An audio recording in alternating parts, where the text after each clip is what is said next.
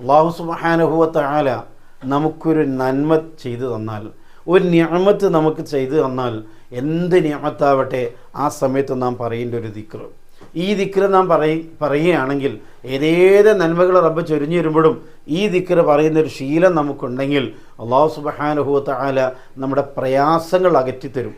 കണ്ണാരടക്കമുള്ള എല്ലാ മുസീബത്തുകളിൽ നിന്നും നമുക്ക് സംരക്ഷണം നൽകും. മരണമല്ലാത്ത മുഴുവൻ കാര്യങ്ങളിൽ നിന്നും അല്ലാഹു തആല നമുക്ക് കാവൽ നൽകുകയും നമ്മെ രക്ഷപ്പെടുത്തുകയും ചെയ്യുമെന്ന് മുത്തുനബി സല്ലല്ലാഹു അലൈഹി വസല്ലമ തങ്ങൾ നമുക്ക് പഠിപ്പിച്ചൊരു ദിക്ർ. അതേതാണ്?